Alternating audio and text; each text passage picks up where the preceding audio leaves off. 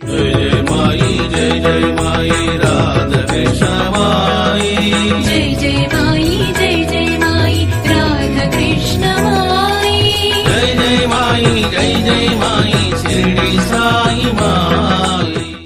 जय सद्गुरुनाथ महाराज की जय। हरि गुरुर्ब्रह्मा गुरुर्विष्णु गुरुर्देवो महेश्वरः गुरुर्साक्षात् परब्रह्मा तस्मै श्री गुरवे नमः। ध्यानमूलं गुरुर्मूर्ति भुजामूलं गुरुर्पादं मंत्रमूलं गुरुर्वाक्यं मोक्षमूलं गुरुर्कृपा। लक्ष्मीपदे कमलनाप सुरेश विष्णु वैकुंठ कृष्ण मधुसूदना श्री श्रीनिवासा ब्रह्मण्य केशव जनार्दना सक्र,पाने विश्वरूपा विभो मम देगे करा वलंबम।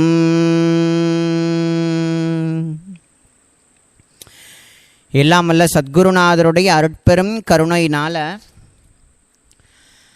பாபாவினுடைய பரம பக்தையும் ஜெகத்மாதாவுமான அன்னை ஸ்ரீ ராதாகிருஷ்ணமாயினுடைய திவ்யமான மங்களமான சரித்திரத்தை நம்ம அனுபவிச்சுட்டுருக்கோம். கடந்த பதிவில் நம்ம பார்த்தோம், அன்னை ஷிரடிக்கு வந்தாங்க. சுந்தராபாய் ஷேர்சாகர்னு சொல்லக்கூடிய அவங்க பெத்தவங்க வைத்த நாமத்தோட வந்தாங்க. குருநாதர் தன் முன்னாடி நிற்கக்கூடிய அந்த சுந்தராபாயினுடைய உண்மை சொரூபத்தை அடையாளம் கண்டு கொண்டு ராதா கிருஷ்ண மாயி ராமகிருஷ்ணி ராதா கிருஷ்ணின்னு சொல்லக்கூடிய தீட்சா நாமத்தை பாபா கொடுத்தார். வாழும் பொழுதே குருநாதரை தரிசனம் பண்ண மாத்திரத்தில் உயர்ந்த ஸ்திதி அன்னையினுடைய ஹிருதயத்தில் ஏற்பட்டுச்சு. இது எப்படின்னு, குரு பக்தி அப்படின்றது அவ்வளோ ஈஸியானது இல்லை. அது ஜென்ம ஜென்மாவாக அதில் பிரயத்தனப்பட்டு நம்ம எவ்வளவு அதில் ஹிருதயத்தை செலுத்தியிருக்கோமோ அதுக்கேற்றாற்போல் ஒரு ஜென்மாவில் பூர்ணமாக முடிக்க முடியாத ஒரு தபசு ரெண்டாவது எடுத்த ஜென்மாவில் தொடரும். அப்பையும் பூர்ணமாக முடிக்க முடியலை அப்படின்னா அது அப்படியே ஒவ்வொரு ஜென்மாவாக தொடரும். ஆக ஒவ்வொரு ஜென்மாவிலையும் குருநாதன் கிட்டையோ பகவத் பக்தியோ செய்து கொண்டே வந்தோமேயானால் நமக்கு அந்த விடப்பட்ட பக்தியான திரும்பவும் தொடரும். அதுபோல் தான் இன்றைக்கி நம்ம எல்லாருமே இப்போ சின்ன வயசுலேருந்து நான் பாபாவினுடைய பக்தன் அப்படின்னா இல்லை. அடியன் சென்னையில் ஒர்க் பண்ணும் பொழுது தான் எனக்கு குருநாதருடைய அந்த மகத்துவம் தெரிய ஆரம்பிக்கப்பட்டு அவர் மேலே அன்பு. எத்தனை வயசில் அப்படின்னா 21 வயசில். இப்போ அடியனுடைய பிறவியில் 21 வயசுக்கு அப்புறமா தான் நான் குருநாதர்கிட்ட வந்திருக்கேன். இன்னும் பல பேர் 60 வயசில் வந்திருக்காங்க. இன்னும் சில பேர் வயிற்றில் குழந்தை இருக்கும் பொழுதே பாபாவினுடைய அனுகிரகம் பெற்ற குழந்தைகளாக இன்றைக்கி ஏகப்பட்ட குழந்தைகள் இருக்காங்க. ஆக மொத்தம் அவர் கூட தொடர்பு கொள்வது அப்படின்றது அவ்வளோ ஈஸியானது இல்லை. அது பிறவியாக செய்யக்கூடிய பக்தி. அதை போல் அந்த உன்னதமான குரு பக்தி சேவையை பற்றி சொல்லணும் அப்படின்னா இந்த தேசம் பாரத பூமியில் குரு பக்திக்கு இலக்கணமாக திகழ்ந்த அடியார் பெருமக்கள் ஏராளம். ஆழ்வார்களுடைய விஷயத்தை எடுத்துக்கிட்டோம் அப்படின்னா நம்மாழ்வாரையே பகவானா பாவித்து நம்மாழ்வாரையே கத்தின்னு வாழ்ந்த மதுரக்கவி ஆழ்வார். குருபக்தி குருபக்தி குருபக்தி. குருநாதனை தவிர்த்து வேறு எங்கேயும் போகாத ஒரு குருபக்தியை செய்து கொண்டவர். அதாவது கண்ணனுடைய பக்தர்களோ ராமனுடைய பக்தர்களோ கண்ணனையே எங்கும் காணக்கூடிய வைபவத்தை அவர்கள் பார்த்தார்கள். ஆனால் மதுரகவி ஆழ்வாரோ எங்குமே பரபிரம்மமாக இருக்கிறது தன் குருநாதன்கிறதான்ங்கிறத அறிந்து கொண்டு தெரிந்து கொண்டு பக்குவப்பட்டு பக்தி செய்தார். அதைப்போல் நாயன்மார்கள் விஷயத்தில் அப்பூதியடிகள் திருநாவுக்கரசரையே தன்னுடைய குருவாக கொண்டவர். திருநாவுக்கரசர் ஆண்டவனாகிய பரமேஸ்வரனை கத்தின்னு வாழ்கிறார். பகவானேன்னு கத்தின்னு வாழக்கூடிய திருநாவுக்கரசரை கத்தின்னு வாழ்கிறார் இந்த அப்பூதி அடிகள். அப்போ அந்த மாதிரி ஒரு குரு பக்தி. ராமகிருஷ்ண பரமஹம்சர் அவர் கூடவே பயணித்து கொஞ்சம் நம்பாமல் இருந்து அப்புறம் குரு கிருப்பையால் நம்பும்படி ஆகி உயர்ந்த ஸ்திதியால் உலகம் போற்றக்கூடிய வீர துறவியாக விளங்கக்கூடியவர் விவேகானந்த சுவாமிகள். அவர் செய்யாத குரு பக்தி இல்லை. ஃபஸ்ட்டு குருநாதர் நம்பலை. ஆனால் குருநாதர் சொன்னார், யார்? பரமஹம்சர், நரேந்திரா உனக்கு தெரியாது, ராமனாக எது வந்ததோ கிருஷ்ணனாக எது வந்ததோ அதுதான் இதுவாக வந்திருக்குன்னாராம். நான் தான் ராமன், நான் தான் கிருஷ்ணன்கிறத சொல்லாமல் சொல்லி காட்டினார். தான் பெற்ற அந்த பூர்ணத்துவமான அந்த அருள் கிருப்பை, அந்த அருளாற்றலை பூர்ணமாக விவேகானந்த சுவாமிகளுக்கு தாரவாத்து கொடுத்துட்டார் நம்மளுடைய பரமஹம்சர். அதனால் அவருடைய புகழ் எவ்வளவு உயர்ந்ததுங்கிறத நம்ம பார்க்கலாம் இந்த தேசத்தில். அதே போல் நிறைய குருபக்தி. ஏகநாதர், அவருக்கு குருவாக இருந்தவர் ஜனார்த்தன சுவாமி. எங்கும் ஜனார்த்தன சுவாமியையே பார்க்கக்கூடிய பாவபக்தியோடு வாழ்ந்தவர். நடக்கிற ஒவ்வொரு காரியமும் குரு கிருப்பை, குரு கிருப்பை, குரு கிருப்பை. ஜனார்த்தன சுவாமி கிட்ட நிறைய பேர் வந்தாங்க மாணவர்கள். ஒத்தொத்தரும் ஒவ்வொரு வித்தையை கற்றுக்கணும்னு வந்தாங்க. ஆனால் ஏகநாதர் எதுக்காக வந்தார் அப்படின்னா குரு சேவை செய்கிறதுக்காக. ஏதாவது குருநாதர் நடந்து போகக்கூடிய பாதைகளை சுத்தப்படுத்துறது, குருநாதர் அணிந்த ஆடைகளை துவைத்து குருநாதனுடைய அந்த திருமேனியை பார்த்து கொண்டு, குருநாதனுக்கு இப்போ சுவாமி எச்சில் துப்புணும்னு நினச்சாருன்னா உடனே அந்த ஒரு பாத்திரத்தை கொண்டு போய் குருநாதன் வாய்க்கிட்ட வைக்கிறது. குருநாதர் படுக்க போகிறாருன்னா குருநாதர் படுக்கிறதுக்கு முன்னாடி அதெல்லாம் சுத்தப்படுத்தி குருநாதர் படுக்கக்கூடிய நிலையில் அந்த இடத்த பார்த்துக்கிறது. குருநாதருடைய மனதறிந்து, குருநாதருடைய எண்ணம் அறிந்து, குருநாதருடைய கிருப்பையினால் குருநாதருடைய ஹிருதயத்தை உணர்ந்து அவர் என்ன சொல்ல வராருங்கிறத சொல்கிறதுக்கு முன்னாடியே செய்து காட்டக்கூடிய பக்குவமும் ஞானமும் அவ்வளோ உயர்ந்த குரு பக்தர்கள் நம்மளுடைய தேசத்தில் உண்டு. திருவண்ணாமலையில் குகை நமக் சிவாயர், குரு நமக் சிவாயர். குகை நமக் சிவாயர் தான் அருணாச்சலேஸ்வர பெருமானுடைய பரமகிருப்பையினால் குகைக்குள்ளே இருந்ததுனால அவர் குகை நமக் சிவாயர். அவருக்கு சீடனாக வந்தவர் குரு நமக் சிவாயர். இவர் குகை நமக் சிவாயர், அவருக்கு சீடனாக வந்தவர் குரு நமக் சிவாயர். குகை நமக் சிவாயருடைய அந்த மகத்துவத்தை வெளிக்கொணர்ந்தவர் இந்த குரு நமக் சிவாயர். அப்படி இந்த தேசத்தில் அரவிந்தர் கூட வாழ்ந்த அன்னை குருபக்தி செய்ததனுடைய விளைவாக உயர்ந்தோங்கி விளங்கக்கூடிய அன்னையாக விளங்குகிறாள் அம்மா. அதுபோல் ராமகிருஷ்ண பரமஹம்சருடைய பத்தினியும் ஜெகத்மாதாவுமான சாரதா தேவி. குருபக்தினா அப்படி தன் குருநாதனுடைய மகத்துவத்தை தெரிந்து கொண்டு குருநாதனுடைய மகத்துவத்தை உலகறிய செய்த அன்னை. அதுபோல் பப்பா ராமதாஸ் சுவாமிகளின் கத்தீன வாழ்ந்த கிருஷ்ணாபாய் மாதாஜி. அந்த அன்னையனுடைய சரித்திரத்தை படித்து பார்த்தீங்க அப்படின்னா ஆடி போயிடுவீங்க. குருநாதனே பரபிரம்மம், குருநாதனே சர்வமும்னு தன்னை பூர்ணமாக கொடுத்த அன்னை.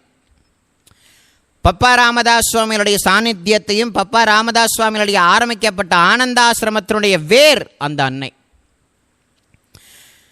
பாபாவினுடைய பரம பக்தராகி உயர்ந்த ஸ்திதி அடைஞ்சி சத்குருவாக மாறின உபாசினி மகராஜ் சக்கோரியில் இருக்கார். அவருடைய மகத்துவத்தை உலகறிய செய்த அன்னை கோதாவரி மாதாஜி. அதுபோல் மாணிக் பிரபு மகராஜ், தத்தாத்திரேய சுவாமியுடைய அவதாரங்களில் ஒருத்தர் மாணிக் பிரபு. அவரே பகவான்கிறத உணர்ந்து குருவாகவும் உணர்ந்து கொண்டு பக்தி செய்தவர் அன்னை வெங்கம்மான்னு சொல்லக்கூடியவங்க. வெங்கம்மா அந்த அன்னையினுடைய குரு பக்தியினாலையும் அயராத உழைப்பினாலையும் தான் மாணிக்க பிரபு சமஸ்தானமே உருவாயிருக்கு. இப்படி சொல்லிக்கிட்டே போகலாம். ஆனால் இப்போ நான் சொன்ன அத்தனை பேருடைய மகத்துவமும் எல்லாருக்குமே தெரியும். ஆனால் ஷிரடியினுடைய மகத்துவத்தை உலகறிய செய்து ஃபக்கீராகவும் ஒரு சொர்பத்தில் வந்த ஒரு கேன பக்கீர் அப்படின்னு சொல்லக்கூடிய அந்த விதத்தில் அந்த மக்களால் போற்றவும் பட்ட அதாவது பாபாவை அந்த காலத்தில் ஒரு பக்கம் போற்றுதல் ஒரு பக்கம் தூட்டுதல் ரெண்டு விதமாக இருந்திருக்கு. ஸோ பாபான்னு சொல்லக்கூடியவர் உயர்ந்த பரவஸ்தூங்கிறத உணர்ந்து கொண்டு அதை உள்ளதை உள்ளபடி உணர்ந்து அதை உள்ளபடி உணர்ந்து அதை அறிந்து கொண்டு அதோடும் தன்னுடைய ஆத்மாவை ஐக்கியப்படுத்தி கொண்டு குருபக்தி செய்து உலகறிய செய்ய வந்த அன்னை ராதாகிருஷ்ணமாய் குருநாதரை. இப்போ சாய்நாதருடைய சரித்திரத்தில் அவர் 4 பேர் சேர்ந்து கடவுளை தேடுறாங்க, சாஸ்திரத்தெல்லாம் படிச்சு விட்டு. அதில் பாபா தன்னுடைய குருவை கண்டறிந்து குருவே கத்தின்னு வாழ்கிறார். 12 வருஷ காலம் சேவை பண்ணியிருக்கார். அதனுடைய தபசு பாருங்க, சாய்நாதர் தெரிந்த அளவுக்கு அவருடைய குரு வெங்குசா மகராஜ் தெரியல, யாருக்குமே தெரியல. அதை போல சாய்நாதருடைய மகத்துவத்தை உணர்ந்து கொண்டு சாய்நாதர் வாழ்ந்த ஒரு குக்கிராமத்தை பெரிய சமஸ்தானமாக மாற்றி சாய்நாதரை மகராஜ் அப்படின்னு சொல்லக்கூடிய உயர்ந்த ஒரு வைபவத்தை கொண்டு வந்து பாபா இப்போ சொல்ல போகிறோம். அந்த பாயிண்டெல்லாம் நிறைய விசேஷங்களையும் விழாக்களையும் கொண்டு வந்து தன்னை மறைத்து கொண்டு வாழ்ந்த இந்த அன்னையினுடைய மகத்துவம் வெளியில் வரல, வெளியில் இருக்குது, யாருக்கும் அறியாதபடிக்கு இருக்குது. தேடுனா எல்லாம் கிடைக்கும். அப்படியாக வாழ்ந்த அன்னை ராதாகிருஷ்ணமாயி, அந்த அன்னையினுடைய ஒரு அயராத உழைப்பு இருக்கே, அப்பா நான் ஆல்ரெடி சொல்கிறது தான். சாயி சச்சரிதத்தில் 6வது அத்தியாயத்தில் ராதாகிருஷ்ணமாயினுடைய பேருழைப்பால் தான் ஷிரடி சாயி சமஸ்தானம் உருவானது அப்படின்ற ஒரு எழுத்தினுடைய பின்னணியைத்தான் இப்போ நம்ம அனுபவிக்கிறோம். அது வெறும் வார்த்தை அல்ல, பெரிய ஒரு சரித்திரமே இருக்குது. 19ஆம் நூற்றாண்டில் பெண்களினுடைய சமுதாயத்துக்கே வேறா விளங்கிய அன்னை ஸ்ரீ ராதாகிருஷ்ணமாய். யாருக்கு தெரியும் அந்த பாவம்? பாபாவினுடைய பல பக்தர்கள் இந்த அன்னையை பற்றி தெரிந்து கொண்டார்களானால் இல்லை. பிவி நரசிம்ம சுவாமிகளை பற்றி தெரிஞ்சுக்கிட்டாங்களாம்? இல்லை. ராதாகிருஷ்ண சுவாமிகளை பற்றி ஒன்றும் தெரியலையே. அப்போ இவர்களெல்லாம் உழைச்சிருக்காங்க. அந்த உழைப்பு எவ்வளோ உயர்ந்ததுங்கிற அந்த விஷயம் நமக்கு தெரியல.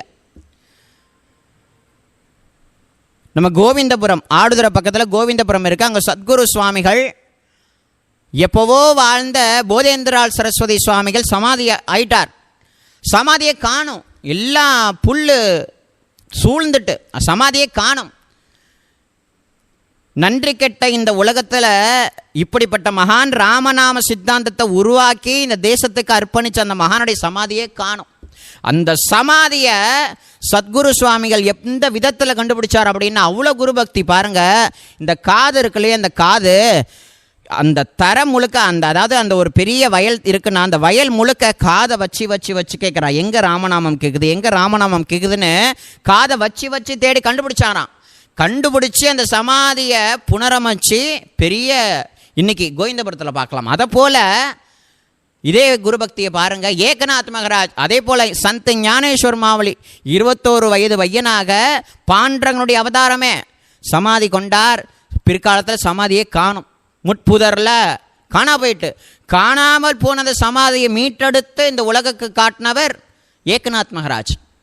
அப்படியாக ஒரு வைரத்தால் தான் கண்டுபிடிக்க முடியும். ஒரு குருவை, ஒரு உத்தமமான குருவை பகவானே குருவடிவில் வந்திருக்கான்னு சொல்லக்கூடிய அந்த வைபவத்தை யாரால் கண்டுபிடிக்க முடியும் அப்படின்னா, அந்த கலையை உணர்ந்தவர்களால் மட்டும்தான் கண்டுபிடிக்க முடியும். அந்த வழியில் பயணம் செய்யக்கூடிய உத்தமமான அந்த ஜீவனால் மட்டும்தான் கண்டுபிடிக்குமே தவிர வேறு யாராலையும் முடியாது. சாய்நாதருடைய அந்த வைபவத்தில் ராதாகிருஷ்ணமாயே ஷிரடிக்குள்ள வரத்துக்கு பிற்பாடு தான் கபர்டே, பாபு சாஹேப் ஜோக், மேகா, தப்போல்கர், கப்பர்டே அவங்களுடைய மனைவி, தர்கட் ஃபேமிலி, இவங்கெல்லாம் அப்புறம் தான் பின்னாடி தான் வராங்க.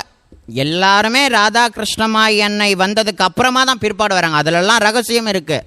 அந்த ரகசியத்தை தான் இப்போ அப்படின்னு சொல்கிறேன். அப்படியாக சாய்நாதர் வாழக்கூடிய காலகட்டத்தில் குருநாதனை பார்த்த தருணத்தில் தன்னையே பூர்ணமாக தந்த அன்னை ராதாகிருஷ்ணமாய். ராதாகிருஷ்ண சுரூபத்தை நேருக்கு நேர் உணர்ந்து அனுபவித்து அதுவாகவே இருக்கக்கூடிய அன்னை ராதாகிருஷ்ணமாய். அதனால தான் என்னவோ சாயி அந்த அன்னையினுடைய தீட்சா நாமமான ராதா கிருஷ்ண மாய் என்ற நாமத்தை கொடுத்துருக்கார். துவாரகா மாயி, மஸ்ஜித் மாயி, துனிமாயி, ராதா கிருஷ்ண மாய். பாபாவுடைய ரொம்ப நெருங்கின பக்தர்களில் வாமனராவ் பட்டேல் சொல்கிறார், என்னுடைய அம்மா ராதா கிருஷ்ணமாய்க்கும் துவாரகா மாய்க்கும் டிஃப்ரெண்ட் இல்லை, துவாரகா மாயினுடைய ரூபமே இந்த என் அன்னை ராதா கிருஷ்ணமாயின்றார் சொல்கிறார். அப்படியே அடியேனும் அதை தான் சொல்கிறேன். துவாரகா மாயினுடைய ரூபமே இந்த ராதா கிருஷ்ணமாய் சொரூபம், முப்பெரும் தேவிகளுடைய சொரூபம் அப்படின்றத பாபாவே சொல்லியிருக்கார் இல்லையா. அம்மா ஒரு முறை அந்த பாபா நடந்து வரக்கூடிய அந்த பாதையை பெருக்கும் பொழுது, நீ முப்பெரும் தேவியர்கள் போல போற்றப்படுவாய், உன்னுடைய கையில் இருக்கக்கூடிய தொடப்பமானது ரொம்ப ரொம்ப உயர்ந்ததுமா, நீ இதிகாசத்தில் இடம் பெறுவாய், நீ வரலாற்றில் இடம் பெறுவாய்னு சொல்லியிருக்கார். இடம் பெற்றுட்டாங்களே அம்மா. இது இந்த இடம் பெறுறதுக்கு 100 வருஷம் பிற்பாடு தான். அம்மாவே சொல்லியிருக்காங்க பிக்குபாய் கிட்ட. பிக்குபாய் சொல்கிறா, நீ இவ்வளோ உழைச்சியே, இவ்வளோ பக்தி பண்ணியே, இந்த ஊர் மக்கள் உன்னெல்லாம் இப்படிலாம் பேசுகிறாங்களேம்மா அக்கா, நான் என்னக்கா பண்ணுவேன் அப்படின்னு சொல்லி தவிக்கும் பொழுது சுந்தராபாயாக பிற்காலத்தில் ராதா கிருஷ்ணமாய மாறின அம்மா சொல்கிறாங்க, என்னை பற்றி கவலைப்படாதம்மா, எனக்கு எல்லாமே என் குரு மகராஜ் தான், நீ வேணா பாரு, 100 வருஷத்துக்கு அப்புறம் நான் வெளியில் வருவேன், என்னையே கத்தின்னு வாழக்கூடிய, என்னை நினச்சி எனக்காக 2 சொட்டு ஜலம், அதாவது கண்ணீர் விடக்கூடிய என்னுடைய குழந்தைங்க என்னை பற்றின சரித்திரத்தை எழுதுவாங்கன்னார். இன்றைக்கி நிறைய பேர் எழுதியிருக்காங்க. யாருக்கு தெரியும்? உங்களில் யாருக்காவது தெரியுமா? அப்படி எழுதப்பட்ட நூல் தான் நிறைய நூல் சொன்ன அடியன் எழுதின சாயிநாத சமஸ்தானத்துக்கே அதிதேவதை அன்னை ராதாகிருஷ்ணமாய் இந்த பெயரில் அடியன் இந்த நூல் எழுது. அந்த நூல்லேருந்து தான் இப்போ இவ்வளோ விஷயங்கள் அடியன் சொல்லின்னு இருக்கேன். அப்படியாக அருணாச்சலேஸ்வரரை தரிசனம் பண்ண போன ரமண மகரிஷி ஒரே ஒரு முறை தான் தரிசனம் பண்ணார் அருணாச்சலேஸ்வரரை. பார்த்த தருணத்தில் அருணாச்சலேஸ்வரருடைய திருவடியில் தன்னையே பூர்ணமாக கொடுத்துட்டார். அருணாச்சலேஸ்வரர் தன்னையே பூர்ணமாக ரமணருக்கு கொடுத்துட்டார். ஸோ தன் கிட்ட வந்த ஜீவன் பரமாத்ம ஜீவனோட ஒன்றிட்டு, பரமாத்ம ஸ்வரூபத்தோடு ஒன்றி பரமாத்ம ரூபமாகவே ஆயிட்டு அந்த சனத்திலேயே. ஸோ அதை போல் அன்னை ராதாகிருஷ்ணமாயி பாபான்னு சொல்லக்கூடிய நம்மளுடைய சச்சிதானந்த சத்குருநாதனை பார்த்த தருணத்தில் உயர்ந்த ஜீவமுக்தி நிலையை பெற்றாச்சு. அதெல்லாம் முன்னாடி பார்த்தோம். படிப்படியாக ஷிரடி சேத்திரத்தை அன்னை ஒரு பார்வையிட்டாங்க. ஷிரடி சேத்திரத்தில் குண்டும் குழியுமா,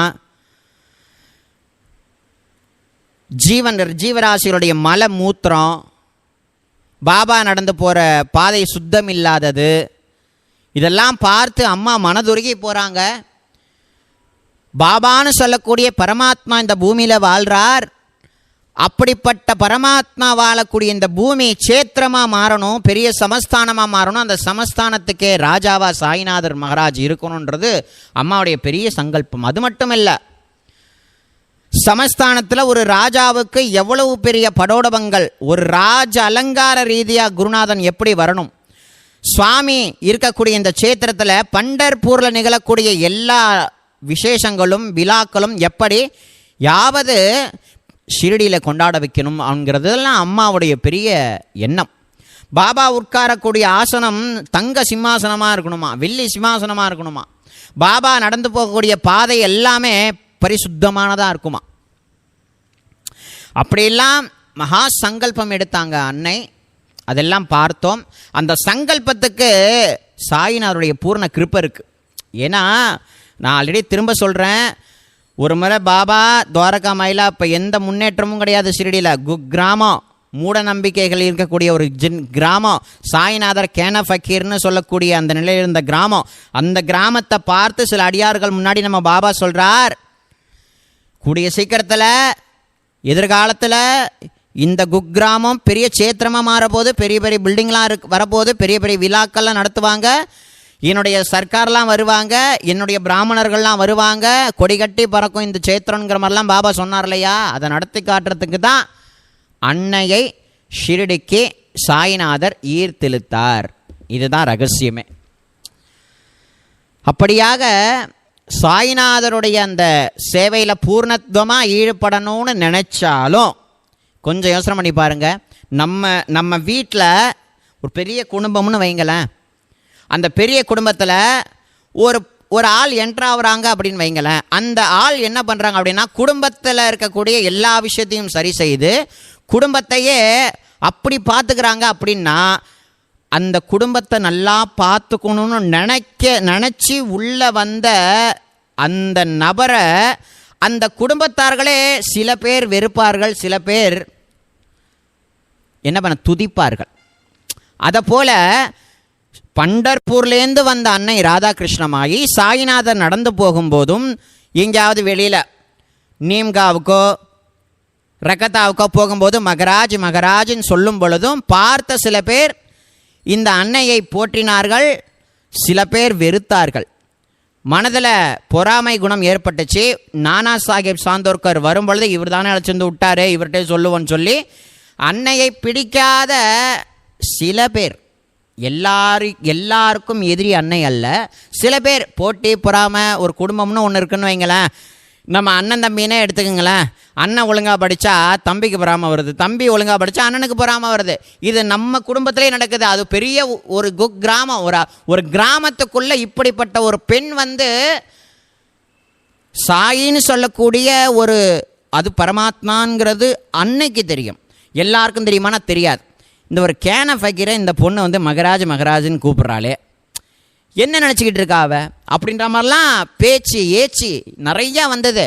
இத்தனைக்கும் ஷிரடியில் வந்த கொஞ்ச நாள்லையே. அப்புறம் தான் நானா சாஹேப்கிட்ட கம்ப்ளைண்ட் பண்ணும் பொழுது நானா சாஹேப் சாந்தோர்கர்கிட்ட மனதை உருகி அழுது, நான் பிறந்ததுக்கான அடையாளமே என்னுடைய குரு மகராஜ் தான், என்னுடைய பதி அவர் தான், என்னுடைய பாதுகாவலன் அவர் தான், என்னுடைய உயிர் அவர் தான், என்னுடைய சர்வஸ்துவையும் என் குருநாதனுடைய திருவடிக்கே அவருடைய சேவைக்காக நான் அர்ப்பணிச்சிட்டேன். இனி என்ன ஆனாலும் பரவாயில்லை, பண்டர்பூர் சேத்திரத்தில் நடக்கக்கூடிய ஒவ்வொன்றையும் இந்த ஷிரடியில் நடத்தி காட்டுவேன், இந்த ஷிரடியை பெரிய சேத்திரமாகவும் சமஸ்தானமாகவும் மாற்றுவேன்கிற சொல்லக்கூடிய அந்த லட்சியத்தை நானா சாஹேப் சாந்தோர்கர்கிட்ட சொல்லும் பொழுது அவர் உருகி போயிட்டார். இதெல்லாம் நடக்குமா நடக்காதான்லாம் அவர் யோசிக்கல, நடக்கும்ங்கிறது அவருக்கும் தெரியும். ஏன் அப்படின்னா அன்னையினுடைய பக்தி அவர் நல்லா தெரிந்து கொண்டவர். அப்படியாக காலம் கழியுது. ஒவ்வொரு நாளுமே ஆரம்ப காலத்தில் பாபாவுடைய துவாரகாமாக்கி போய் பாபா முன்னாடி நின்று கொண்டு தன்னை மறந்த அபங்கங்கள் பாடி மகிழ்ந்து கீழே சுருண்டு விழுந்து சமாதி நிலைக்கு போகக்கூடிய பாவம்லாம் அன்னைக்கு இருந்திருக்கு. அந்த ஆத்மீக ரீதியாக அதில் பயணம் செய்யக்கூடியவங்களுக்கு அன்னையனுடைய பாவம் தெரியும். ஆனால் சாதாரண மக்களுக்கு தெரியுமா? இது என்னடா அது பொண்ணுது, 4 பேர் முன்னாடி இப்படி ஆடுறாளே, மயக்கம் போட்டு உழுவுறாளே, என்னமோ ஏதோ நடக்குதுயா அப்படின்ற மாதிரிலாம் 10 பேர் களைப்பு விடுவாங்க இல்லையா? அந்த மாதிரிலாம் அப்படி ராதாகிருஷ்ணமாயின்னு சொல்லக்கூடிய அன்னையை சில பேர் சில பக்தர்கள் சில ஊர் மக்கள் நினைக்கும் பொழுது பாபா இனிமே நீ துவாரகாமாய்க்கு வராதன்ட்டார். அம்மாவை வராதன்ட்டார். ஏன்னா அவர் ஏன் வராதன்னு சொன்னதனுடைய அர்த்தம் அம்மாவுக்கு தெரியும், ஊர் மக்களுக்கு தெரியாது. அப்போ என்ன நினச்சிட்டாங்க, பாபா ராதாகிருஷ்ணன் வெறுக்க ஆரம்பிச்சிட்டார் அப்படின்னு நினச்சிக்கிட்டாங்க. ஆனால் ரெண்டும் ஒரே சொரூப்புன்றது பாவம் தெரிஞ்சுக்கல, அந்த மாதிரி அறியாமல். இது எப்படி இருக்குன்னா, கபீர்தாசர் அவருடைய குரு ரமணானந்தர், கபீர்தாசர் முஸ்லீம் குடும்பத்தில் வளர்ந்து ராமநாமாவை எப்படி வாங்கினார் அப்படின்னா ஆச்சரியம். அவருடைய குரு கங்கால ஸ்நானம் பண்ணிட்டு படிக்கட்டு வழியாக ஏறும் பொழுது படிக்கட்டு இடுக்கில் படுத்துட்டார், ஏறி மிரிச்சு விட்டார், ராமராமான்ட்டார். உடனே அதான் உபதேசம் இவர் வாங்கிக்கிட்டார். ஊர் ஃபுல்லாக சொல்லிட்டார் ரமணானந்தர் தான் என்னுடைய குருன்னு சொல்லி எல்லார்கிட்டையும் சொல்ல ஆரம்பிச்சிட்டார். பெரிய பிரச்சனையாகி போயிட்டு ரொம்ப நாள் கபீர்தாசருடைய ஹிருதயத்தில் எனக்கு குருவுடைய பாதுகாப்பு வேணும்னு ஆசைப்பட்டிருக்கார். அதை உள்ளார்ந்தமாக மறைமுகமாக தெரிந்து வைத்து கொண்டிருக்கார் ராமானந்தர். இந்த சாக்கை பயன்படுத்தி பெரிய சண்டை நடந்துட்டுருக்கு.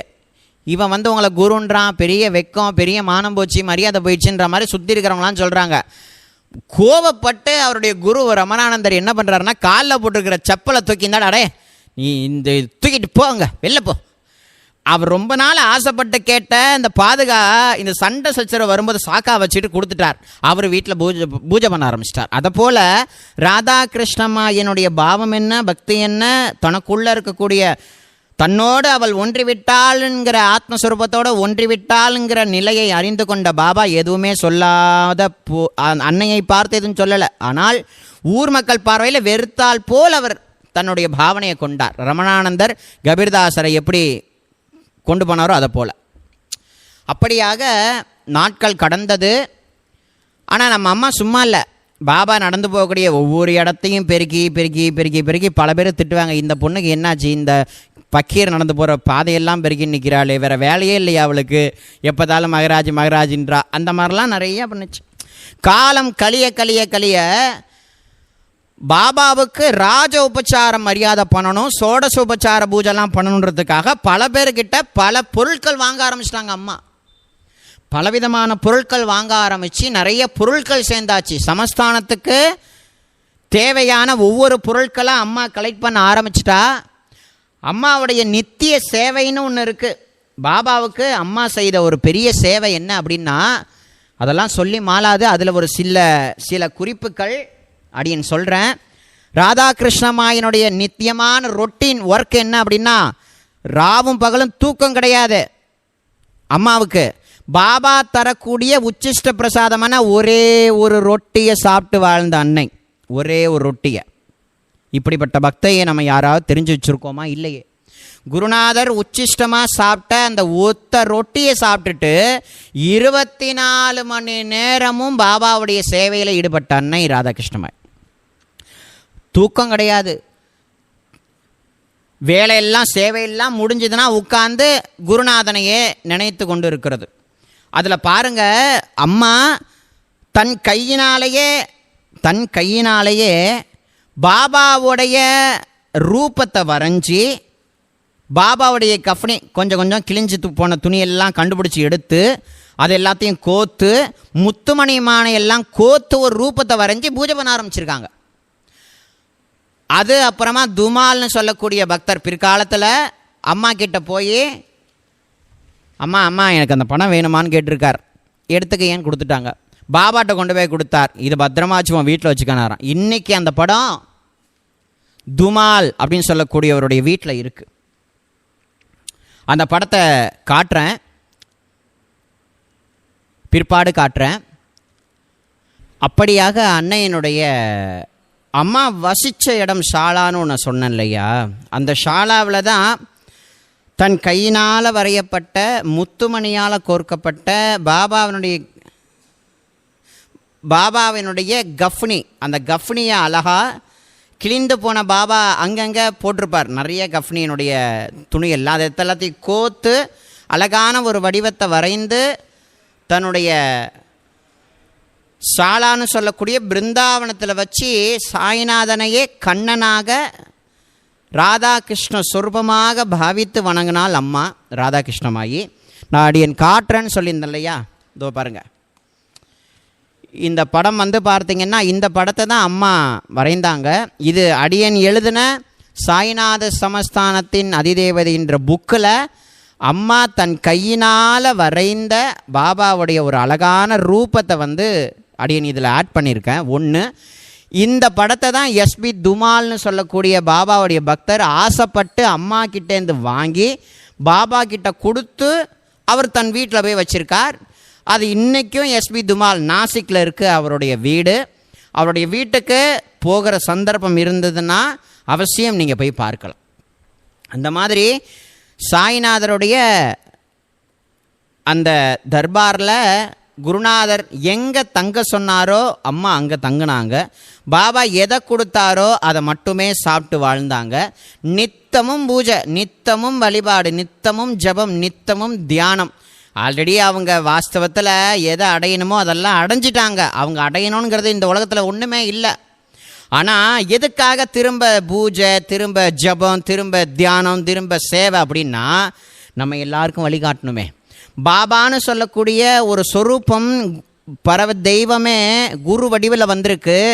அதுக்கு எப்படி நம்ம எல்லாரும் சேவை பண்ணணும், அதை எப்படி நம்ம ஸ்துதி பண்ணணும், அதுக்கிட்ட நம்ம எப்படிலாம் நடந்துக்கணும், குருநாதர்கிட்ட எப்படிலாம் பாவ பக்தியோடு இருக்கணும், ஒரு பிரேம பக்தியோடு இருக்கணுன்றதை சொல்லி கொடுக்கணும் இல்லையா.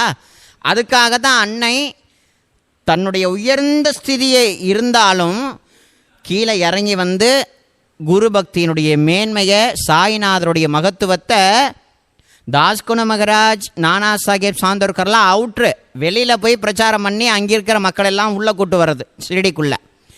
ஷிரடியில் வந்த பக்தர்களுக்கு குருவுடைய மகத்துவத்தை சொல்லி கொடுத்து, குருநாதருடைய வைபவத்தை சொல்லி, பலவிதமான சத்சங்கங்கள், ஆன்மீக வகுப்புகள்லாம் எடுக்கப்பட்டு பாபாவுடைய மகத்துவத்தை சொல்லிக் கொடுக்கக்கூடிய இடமா திகழ்ந்தது அன்னையினுடைய சாலா. இதெல்லாம் போக போக நம்ம பார்ப்போம். இப்படியாக ஷிரடியில் தன்னை மறந்த பாபா பக்தியோடு இருக்கக்கூடிய அந்த அன்னையை பாபா துவாரகமைக்கு வராதன்ட்டார். அன்னையும் போல. அம்மா எப்போ போவாங்க துவாரகாமைக்குன்னா, பாபா முன்னொட்டு ஒரு நாள் சாவடியில் போய் தங்குவார் இல்லையா, பாபா சாவடிக்கு போயிட்டு அம்மா துவாரகாமைக்கு போயிடுவாங்க. பல பேரை கூட்டு போய் சுத்தப்படுத்தி பெயிண்ட் அடித்து நித்தமும் ஒன்னொட்டு ஒரு நாள் ராவும் பகலும் சேவனா. அப்படியாக படிப்படியாக அந்த அன்னை செய்த சேவையை, நித்தியமான அந்த சேவையை அப்படின்னு சொல்கிறேன். பாபாவுக்காக அவங்க நித்தியமாக செய்த சேவை. துவாரகாமாயி சுற்றி இருக்கக்கூடிய எல்லா இடங்களையுமே, பாபா நடக்கக்கூடிய எல்லா சாலைகளையுமே சுத்தமாக பெருக்கிறது அம்மாவுடைய ஒரு சேவை. பாபாவுடைய காலை டிஃபன் என்ன தெரியுங்களா? பாபாவுக்கு காலை டிஃபன் அம்மா செய்து கொடுத்த டிஃபன் என்னென்னா, காலையிலேயே வெண்ணெய். அவரை பாபாவை நம்ம எல்லாம் குருவாக பாவிக்கிறோம், ஆனால் அன்னை ராதாகிருஷ்ணமாய் சாட்சாத்து கண்ணனாகவே பாவிச்சாங்க. ஸோ அதனால் வெண்ணெய், சர்க்கரை, முந்திரி, பாதாம், லட்டு, ரொட்டி, பால், தயிர், இது போல் விஷயங்களை காலை டிஃபனாக அம்மா பாபாவுக்கு கொடுத்துருக்காங்க. காலையிலேயே பாபா பல் தேய்க்கணும் இல்லையா, பல் தேய்க்கிறதுக்கு விதன்னு சுடுதண்ணி அம்மா வச்சு கொடுப்பாங்களாம். நேராக போய் பாபா இந்தாங்க அப்படிலாம் கொடுக்க மாட்டாங்களாம், யார் மூலமாக அனுப்புவாங்க அந்த சேவையை. அதே மாதிரி மத்தியானம் பாபா சாப்பிட்றதுக்கு ரவை அல்வா, பாயாசம், பக்கோடா இது எல்லாத்தையும் செஞ்சு வெள்ளித்தட்டில், ராஜா இல்லையா, சமஸ்தானத்துக்கே ராஜா இல்லையா, சாதாரணமான ஆளா நம்ம பாபா, அதனால் அவருக்கு வெள்ளித்தட்டில் பாபாவுக்கு ரொம்ப பிடிச்ச சில்லிமு, புகைக்குழாய், திராட்சை, பாபாவுக்கு அதாவது இப்போவும் துவாரகைன்னு சொல்லக்கூடிய குஜராத்தில் பகவானுக்கு நிவேத்தியம் பண்ணதுக்கு அப்புறமா பகவான் நல்லா சாப்பிட்டானா செரிமானம் ஆகணுமா, அதுக்கு பீடா கொடுப்பாங்க. அதை போல் அம்மாவும் பாபாவுக்கு கோவிந்த விடா அப்படின்னு சொல்லக்கூடிய பீடாவையும் செய்து அனுப்புவாங்களாம். யாருக்காவது இந்த யோசனை வந்திருக்கா அப்படின்னா, பாபாவையே நித்தமும் பூர்ணமாக அவருக்காகவே வந்த அன்னை ராதை கிருஷ்ணமாய். ஸோ அதனால் அந்த மாதிரி பாபாவுக்கு பீடா கொண்டு மதியம் அனுப்புறது, பாபாவுக்கு செரிமானம் ஆகணுமா. அடுத்ததா சாயங்காலம் என்ன சேவையா, பாபாவுக்கு டிஃபன் நல்ல ஜக்கில், வெள்ளி ஜக்கில் குடி தண்ணீர், வெள்ளி சொம்பில் விதப்பாக சுடு தண்ணி, பச்சை தண்ணியும் கொடுப்பாங்களாம், வெந்நீரும் போட்டு கொடுப்பாங்களாம். அதே மாதிரி பாபாவுக்கு தேவையான வெள்ளி ஜாமா, இந்த சமஸ்தானத்துக்கு பாபாவுடைய பூஜா விஷயங்களுக்கெல்லாம் இதெல்லாம் சேர்த்து வச்சுட்டாங்க முன்னாடியே. அதுக்கப்புறமா இதெல்லாம் பயன்படுத்துறதுக்கு நிறைய ஆட்கள் வேணும் இல்லையா, அப்போ தான் இதுக்கப்புறமா தான் பல பேர் ஷிரடிக்குள்ளே என்ட்ராக போகிறாங்க. வெள்ளி ஜாமா, சரவிளக்கு, பாபா ஸ்நானம் பண்ணுறதுக்கு ஒரு பெரிய பாத்திரம், அதில் நீர் நிரப்புறதுக்கான குடம், டம்ளரு, ட்ரே, செண்டு பாட்டிலு, இயற்கையான வாசனை திரவியம், பன்னீர் சொம்பு, இது எல்லாம் தயார் செஞ்சு பாபாவுக்கு அனுப்புகிற சேவை. பாபா நைட்டில் தூங்குறதுக்கு நல்ல மெதுன்னு மெத்தை, அந்த மெத்தையை தன் கையினாலேயே தைத்து பாபாவுக்கு அம்மா டிஃப்ரெண்ட்டாக அனுப்புவாங்களாம். அதே மாதிரி பாபாவுக்கு சாவடி ஊர்வலம் அம்மா ஆரம்பித்த அந்த விதத்தை இனிமேல் சொல்ல போகிறேன். ஸோ அப்படி இருக்கிற காலகட்டத்தில் அந்த சாவடின்னு சொல்லக்கூடிய பாபா இருக்கக்கூடிய இடத்த ரொம்ப அழகுறே செய்யக்கூடிய அந்த விஷயம், ஊர்வலமாக தூக்கிட்டு போகிற பாபாவுடைய பல்லக்கு கொண்டு அம்மா ரெடி பண்ணியிருக்காங்க. ரதம், வான வேடிக்கை, கண் கவரக்கூடிய சரவிளக்குகள் எல்லாத்தையுமே அம்மா ரெடி பண்ணியிருக்காங்களாம். அது மட்டும் இல்லை, சாவடியில் துவாரகாமையில் விதவிதமான திரைச்சீலைகள்னால் அது ஒரு அழகூற இருக்கும். ஸோ அந்த மாதிரி திரைச்சீலைகள் கட்டுறது, அது போன்ற இன்னும் சொல்லி மாளாத சேவைகள் எல்லாம் நித்தமும் பாபாவுக்காக பார்த்து செய்வாங்களாம்.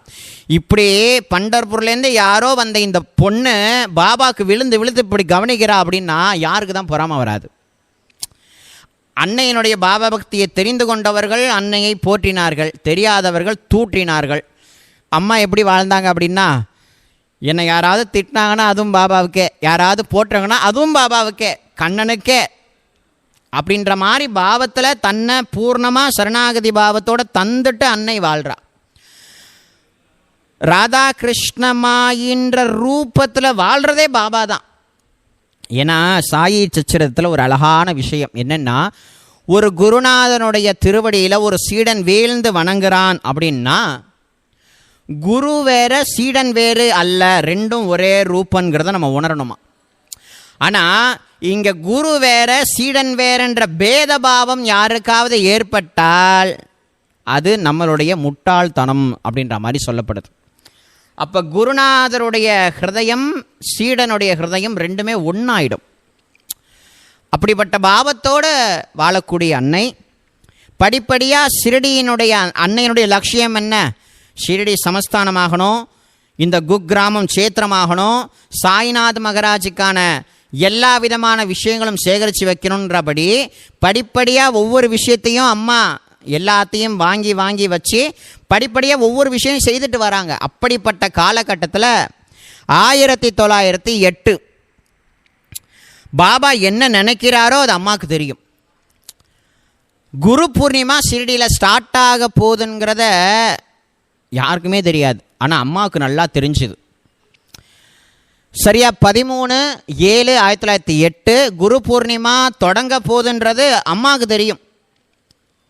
தன் அந்த ஞானத்தில் பாபா சொல்லி அவங்க எல்லாத்தையும் ரெடி பண்ணிட்டாங்க. பூஜைக்கு தேவையான எல்லா பொருட்களையும் அம்மா ரெடி பண்ணி சாலாவில் வச்சுருக்காங்க. அன்னைக்கு மத்தியான ஆரத்தி நடக்குது. மத்தியான ஆரத்தி முடிஞ்சு எல்லோரும் போயிட்டாங்க. திடீர்னு பாபா கோவப்பட்டு தாதா கேல்கர் நூல்கர் ராதாகிருஷ்ணமாய ஷிரடி வர இங்கே துவாரகாமைக்கு வர சொல்லுன்னு கத்துறார் பாபா. உடனே பாபா யாரை விட்டு தூது விட்டாரோ அந்த நபர் நேராக சாத்தை வாடாவில் போய் உட்காந்து பேசின்னு இருக்காங்க. நூல்கர் கேல்கர் ஷியாமா எல்லாரும் பேசின்னு இருக்காங்க. அந்த நேரத்தில் போன ஆள் பாபா சீக்கிரமாக கூப்பிட்டாரு, என்னென்னு தெரியல கோவமாக இருக்காருன்னு மாதிரி சொன்ன உடனே பதறி அடிச்சுட்டு 3 பேர் வராங்க.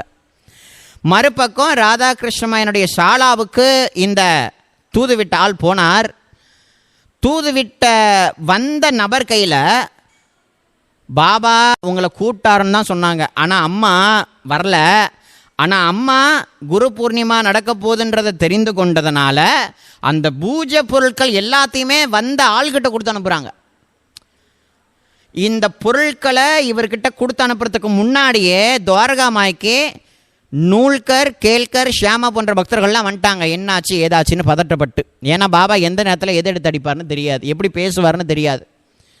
அப்படி கேல்கர் நூல்கர் இவங்க எல்லாரும் இருக்கிற சமயத்தில் பாபா சொல்கிறார், இந்த தூணுக்கு பூஜை பண்ணுங்க அப்படின்றார். இந்த தூணுக்கு பூஜை பண்ணுங்க. பாபாவுடைய துவாரகாமாயில் இப்போவும் துணிக்கு பக்கத்தில் ஒரு தூண் கீழே பாபாவுடைய பாதுகா இருக்கும். அங்கே தான் பாபா உட்கார்ந்துருப்பார். அந்த தூணுக்கு பாபா பூஜை பண்ண சொன்னார். ஷாமான் சொல்லக்கூடிய பக்தர் அந்த தூணுக்கு பூஜை பண்ண முடியாது, உங்களுக்கு தான் பூஜை பண்ணுவோன்ற மாதிரி அடம்பிடிக்கிறார். அப்புறமாக உடனே கேல்கர் நூல்கரெல்லாம் பார்த்து பாபா சொல்கிறார், இன்றைக்கி என்ன நாள் தெரியுமா உங்களுக்கு? இன்றைக்கி குரு பூர்ணிமா, உங்களுடைய குருவுக்கு பூஜா தெரியவங்களை எல்லாத்தையும் எடுத்துகிட்டு பூஜை பண்ணுங்க அப்படின்ற மாதிரி பாபா சொல்கிறார். 1854லேருந்து 1907 வரைக்கும் குருநாதர் தனக்குன்னு எதையும் கேட்கலை. ஆனால் முதன்முறையாக குரு பூர்ணிமாவுக்காக அந்த விழாவை கொண்டுட்டு வரணுன்றதுக்காக இதெல்லாம் அன்னை ராதாகிருஷ்ணமா எப்போ சங்கல்பத்தில் எடுத்தாச்சு. இதெல்லாம் ஷிரடியில் நடக்கணும்னு. அந்த நடக்கணும்னு சொல்லக்கூடிய ஒரு உத்தமமான பக்தன் நினச்சிட்டான் அப்படின்னா பகவானுடைய விரதம் என்னவா, அவன் என்ன நினைக்கிறானோ அதை நடத்தி காட்டுறது தான் அந்த பகவானுடைய வேலை. அந்த மாதிரி தன் பக்தன் நினச்சிட்டான் அதை நடத்தி காட்டணுன்றது சாயோடைய ஒரு லீலையாக இருந்ததுனால அந்த பூஜைக்கு பாபா செய்ய சொன்னார். திடீர்னு பாபா பூஜை திரவியங்களெல்லாம் கொண்டு பூஜை பண்ண சொல்கிறாரே, நான் எங்கடா போகிறதுன்ற மாதிரி யோசிக்கிறாங்க. அதே தருணத்தில் ராதாகிருஷ்ணனோட ஷாலாவிலேருந்து நிறையா பொருட்கள் தூதுவிட்ட ஆள் எடுத்துகிட்டு வைக்கிறார் முன்னாடி. உடனே கேல்கரும் நூல்கரும் கேட்குற, ராதாகிருஷ்ணன் வரலையானா அவள் எதுக்கு வரணும், அவள் வேண்டியில்லை அப்படின்ட்டார். ஏன்னா அவள்கிட்டேருந்து தான் வந்துட்டேன் பொருள் எல்லாம் அம்மா கிட்டேருந்து. அந்த பொருட்களை வச்சு பாபாவுக்கு அந்த திருவடியில் அந்த அந்த அம்மா வாங்கி அந்த பொருட்கள்லாம் எப்படிப்பட்ட பொருட்கள்னா பிரேமையே தோச்சி அம்மா கொடுத்துருக்காங்க. அன்பு பிரேம இது எல்லாத்தையும் கலந்து அந்த பூஜா திரவியங்கள் இருந்து தான் பாபாவுக்கு, குருநாதனுக்கு. அப்படி வெள்ளி தட்டில் குருநாதனுடைய திருவடியை வச்சு அர்க்கியம் பாத்தியம் எல்லாம் செய்து பாத பூஜை பண்ணி பாபாவுக்கு ஒரு புது வஸ்திரம், பாபாவுக்கு அழகான திருமாலை, பாபாவுக்கு அலங்கரிக்கக்கூடிய சின்ன சின்ன விஷயங்கள், பாபாவுடைய திருமேனியை ஒரு அழகான செண்டு, அதாவது இயற்கையான வாசனை திரவியம் எல்லாமே ரெடி பண்ணி குருநாதனுக்கு ஆரத்தி எடுக்கிறதுக்கான அந்த பூஜா பொருட்கள் முதற்கொண்டு அம்மா கொடுத்து அமைச்சிருக்காங்க. அதை வைத்து தான் முதல்ல நூல்கர், கேல்கர், ஷியாமா இது போன்ற பக்தர்கள் முன்னிலையில் குரு பூர்ணிமா விழாவானது தொடங்குச்சு. ஆனால் நிறையா விஷயங்களை, நிறையா நூல்களில், நிறையா வெப்சைட்லலாம் இந்த குரு பூர்ணிமா உருவானத்துக்கு காரணம் தாத்யா சாஹேப் நூல்கர், கேல்கர்ன்னு தான் போட்டிருக்கே தவிர அங்கே ராதாகிருஷ்ணமா என்ற பேரே வரல. ஏன் என்னங்கிறது குருநாதனுக்கே வெளிச்சம். திரும்ப இந்த 1908 13/7/1908 ஆரம்பிக்கப்பட்ட குரு பூர்ணிமா மறாவது வருஷம் 1909 ஆரம்பிக்கணும் தானே. நூல்கர், கேல்கர் நல்லா ஞாபகம் வச்சுருக்காங்க. அடுத்த வருஷம் குரு பூர்ணிமா தினத்தன்னைக்கு பாபாவுக்கு நம்ம பூஜை பொருட்கள்லாம் கொடுத்து நம்ம சேவை புரியணும்னு ஆசைப்பட்டுருக்காங்க. மறு வருஷம் வந்துச்சு. விடிய காத்தால் திடீர்னு ஏந்திரிக்கிறார். ஆஹா, இன்னைக்கு குரு பூர்ணிமாவாச்சே, பாபாவுக்கு பொருட்கள்லாம் வாங்கிட்டு போய் பூஜை பண்ணணும்னு எல்லாம் ரெடி பண்ணுறார். ரெடி பண்ணி துவாரகாமாய்க்கு வந்து பூஜை பண்ணட்டுமா பாபான்னு கேட்கும் பொழுது அந்த பூஜா பொருட்களை பாபா ஏற்றுக்கலையாம். ராதாகிருஷ்ணமய அம்மாக்கிட்ட திரும்பி பூஜா பொருள் வந்துச்சான். அந்த பொருளை வச்சு பூஜை பண்ணனாராம் பாபா. அப்படின்னா குருநாதனுடைய அந்த பிரேமையும் அந்த அன்பும் எவ்வளவு உயர்ந்தது, அந்த பக்தை அன்னை ராதாகிருஷ்ணமாயனுடைய அந்த சேவையும் அந்த பிரேமையும் அந்த அன்பும் எவ்வளவு உயர்ந்திருக்குங்கிறத நம்ம இதிலேருந்து கவனிக்கலாம். அது மட்டும் இல்லை, கூட்டு வழிபாடு. பாபாவுடைய தர்பாரில் ஆரம்ப காலகட்டத்தில் பாபா தனக்கு பூஜை பண்ணுறதுக்கு ஒத்துக்க மாட்டேன்ட்டார். யாரையும் தொடவே விட மாட்டார் பாபா. அந்த அப்போ மகசால்பதின்ற பக்தர் மட்டும்தான் இந்த கழுத்தில் மட்டும் சந்தனம் விடுறதா நம்ம படிச்சிருக்கோம். அதையும் தடுக்கிறதுக்கு சங்கம் நீர்லேருந்து பயில்வான்கள்லாம் வந்தாங்க, தடுக்க பார்த்தாங்க. பாபா குச்செடுத்து ஒரே அடி தரையில் அடித்தார். எல்லாரும் ஓடி போயிட்டாங்க. மகசால்பதியை பார்த்து இங்கே வா, எனக்கு இங்கே சந்தன வை, அங்கே சந்தன வைன்னு சொல்லி பூஜையை லைட்டாக ஆரம்பித்து வச்சுட்டார் பாபாவே. அப்புறம் படிப்படியாக டாக்டர் பண்டிட்னு சொல்லக்கூடிய பக்தர், அவருடைய குருநாதர் ரகுநாத் மகராஜ், தன் முன்னாடி உட்கார்ந்துருக்கக்கூடிய பாபாக்குள்ள ரகுநாத் மகராஜை பார்த்து டாக்டர் பண்டிட்டு திரிபுண்டரான்னு சொல்லக்கூடிய திருநாமத்தை அந்த பட்டையை போடும் பொழுது பாபா ஒன்றுமே சொல்லலையாம். அப்படியாக பாபாவுடைய வழிபாடு கொஞ்சம் கொஞ்சம் ஆரம்பித்து கூட்டு வழிபாடாக இல்லை, ஒத்தத்தரும் அவங்களால முடிஞ்ச புஷ்பம், தட்சணை, நைவேத்தியம் எல்லாம் தனிப்பட்ட முறையில் எடுத்துகிட்டு வந்து பாபாவோட திருவடியில் வச்சு பாபாவுக்கு ஆரத்தி எடுத்து பாபாவுக்கு மாலையை சூட்டி பாபாவுக்கு நைவேத்தியம் பண்ணிட்டு போகிறது வழக்கம் தனித்தனியாக இருந்துதான். அதை பார்த்த அன்னை ராதாகிருஷ்ணமாயி பாபாவுக்கு பாத பூஜை பண்ணணும்னு ஆசைப்பட்டாங்க அம்மா. குருநாதனுடைய திருவடி தீர்த்தம் எவ்வளவு உயர்ந்தது அப்படின்றத இந்த மக்களுக்கு உணர்த்தணும், பக்தர்களுக்கு உணர்த்தணுன்றதுக்காக. ஏன்னா குருநாதன் சொல்லக்கூடிய சுவாமி பரபிரம்மம், அது பிரபஞ்சம் முழுக்க வியாபிச்சிருக்கக்கூடிய பரபிரம்ம ஸ்வரூபம். பகவானே இந்த குரு வடிவில் வந்திருக்கார். அந்த பகவானுடைய ரூபமே சகல சேத்திர ரூபம், சகல தீர்த்த ரூபம், எல்லா ரூபமும் கலந்த ஸ்வரூபம் அந்த சுவாமியுடைய ரூபம். ஆகையினால அந்த சுவாமியினுடைய திருவடிக்கு ஒரு நீர் விட்டு அந்த திருவடிக்கு நம்ம அபிஷேகம் பண்ணி பாத பூஜை பண்ணி அந்த தீர்த்தத்தை எடுத்து தலையில் போட்டுக்கிட்டோம்னா நம்ம பண்ண அத்தனை பாவங்களும் போயிடும், குரு பக்தி ஏற்பட்டுடும், மோட்ச மார்க்கத்துக்கு காலடி எடுத்து வச்ச மாதிரி அர்த்தமாயிடும். ஸோ அந்த மாதிரி இதெல்லாம் உணர்ந்து கொண்டு, இதெல்லாம் யாரால் உணர முடியும்? ஒரு உண்மையான குரு பக்தியை செய்யக்கூடிய உத்தமமான பக்தர்களால் மட்டும்தானே உணர முடியும். ஸோ அதை உணர்ந்து கொண்டு ஷிரடி சேத்திரத்தில் பாத பூஜையை ஆரம்பித்து வைத்ததே அன்னை ராதாகிருஷ்ணமாய் தான். அதை போல் ஒன்னொன்னையும் பாபாவுடைய பக்தர்களை தூண்டிவிட்டு பாபாக்கு இதை செய்யலாம், பாபாக்கு அதை செய்யலாம், பாபாக்கு அப்படி பண்ணணும், பாபாக்கு இப்படி தான் பண்ணணுங்கிற ஒரு வரைமுறையை கொடுத்தது அன்னை ராதாகிருஷ்ணமாய். அப்படியாக ராதாகிருஷ்ணமாய் அம்மா மேலே சிலர் கோபம் கொண்டாலும் பலர் சப்போர்ட் பண்ண ஆரம்பிச்சிட்டாங்க. ஏன்னா பாபாவை மேலே அந்த அன்னை காட்டின அந்த ஒரு விதமான பக்தி இருக்கே, அந்த பக்தியினுடைய ஆக்கர்ஷணம் நல்ல அடியார்களை ஈர்த்திழுத்துது. அதனால் என்னவோ பல பேர் அன்னை சொல்லக்கூடிய சேவைகளை செய்தாங்க. அப்படியாக மேகா அப்படின்னு சொல்லக்கூடிய பக்தரை ஷிரடிக்கு வர வைக்கிறதுக்கு பாபா கிருபை பண்ணார். ஏன்னா அந்த கூட்டு வழிபாட்டுக்காக அன்னை ராதாகிருஷ்ணமாயி பக்தர்கள் சில பேர்கள் எல்லாம் கூப்பிட்டு, ஷியாமா, மகள்சால்பதி இது போன்ற பக்தர்கள் எல்லாம் கூப்பிட்டு, அப்போல்லாம் தீட்சித் சாயி, தப்போல்கர் இவங்கெல்லாம் வரத்துக்கு முன்னாடி அவங்க வரக்கூடிய சனத்தில் நிகழ்ந்த ஒரு விஷயம் இது. அப்படியாக ஏன்னா அப்போ தான் சாத்தை வாடாலாம் கட்ட ஆரம்பிச்சிருக்காங்க. சாத்தையில் உள்ளே வந்துட்டார். ஏன்னா சாத்தை தான் அமுச்சு வச்சார். இந்த மேகான்னு சொல்லக்கூடிய தாதா கேல்கர்லாம் உள்ளே வந்துட்டார். அப்படியாக அந்த தருணத்தில் கூட்டு வழிபாடுக்கு பற்றி பேசுகிறாங்க. இந்த மாதிரி கண்டோபா கோவிலில் மகள்சால்பதி ஒரு பிரதானமான தெய்வத்துக்கு பூஜை பண்ணி வரக்கூடிய பக்தர்களுக்கு தீர்த்தம் இதெல்லாம் கொடுக்குறாரு. அதை போல் பாபாக்கு இன்றைக்கி நம்ம தனித்தனியாக வழிபாடு செய்கிறோம். இதையே கூட்டு வழிபாடாக மாற்றி ஒருத்தர் பூஜை பண்ணி எல்லாரும் அதனுடைய அனுகிரகத்தை பெறணும்படியாக இருந்தால் நல்லா இருக்குமேன்னு ஒரு யோசனை தூண்டி விடுறாங்க அம்மா. தூண்டி விட்ட பிறகு இது யார் பண்ணுவா அப்படின்ற ஒரு கேள்விக்குறி வந்ததுக்கு அந்த கேள்விக்குறியை நீக்கிறதுக்கு பாபாவுடைய கிருப்பை மேகான்ற பக்தன் ஷிரடிக்குள்ளே என்றாகிறார். ஃபஸ்ட்டு பாபா ஏற்றுக்கலை. பாபாவையே அவர் ஒரு முஸ்லீம்னு சந்தேகப்பட்டார். திரும்பி பாபா இந்த ராஸ்களை வெளியில் அடித்து தரத்துங்கன்னாரு. அவர் அப்புறம் திரும்பகேஸ்வரர் போனார். திருப்பி ஷிரடிக்குள்ளே வந்தார். தாதா கேல்கர், ஷியாமா, மகள்சால்பதியினுடைய குறுக்கீட்டுனால சாத்தேவாடாவில் மேகா தங்கி கொண்டு பாபாவையே பரமேஸ்வரனாக பாவித்து பூஜை செய்த அந்த விஷயங்கள், பாபா அவருக்கு ஈஸ்வரனாக தரிசனம் கொடுத்தது, பாபாவுக்கு கங்கை நீரால் அபிஷேகம் பண்ணும் பொழுது அவருடைய அதாவது சிரசு மட்டும் நனைஞ்சி திருமேனி நனையாத லீலை, அவர் தூங்கி கொண்டு இருக்கும் பொழுது ஒரு சிவலிங்கத்தை அதாவது ஒரு திரிசூலத்தை வரையப்பட்ட அந்த லீலை, அப்புறம் ஒரு சாது கொண்டு வந்து கொடுத்த சிவலிங்கம், இது எல்லாமே நம்ம சச்சத்தில் படிச்சிருப்போம்.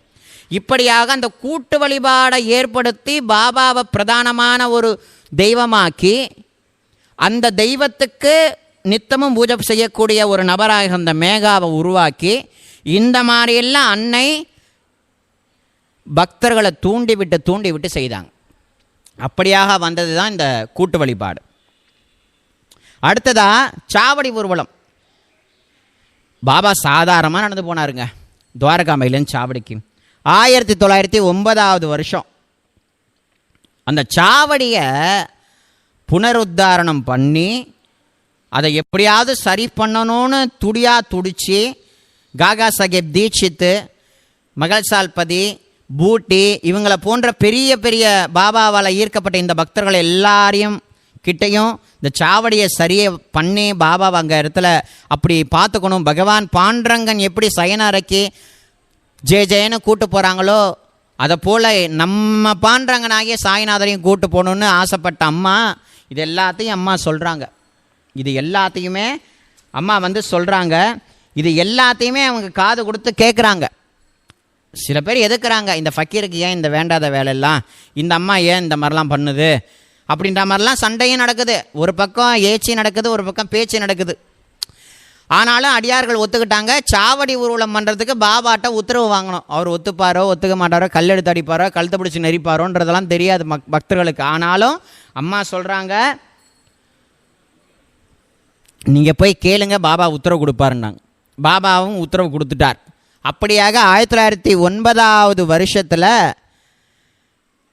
டிசம்பர் மாதம் 10ஆம் தேதி அன்னைக்கு தான் சாவடி ஊர்வலம் நம்ம இன்றைக்கி வர்ணனையாக படிக்கிறோமே. பாபாவுடைய சாயி சச்சரிதத்தில் அத்தியாயம் 37 அந்த வர்ணனையை ஏற்படுத்தி இப்படி ஒரு ஊர்வலத்தை நமக்கு கொடுத்ததே அன்னை ராதாகிருஷ்ணமாய் தான்.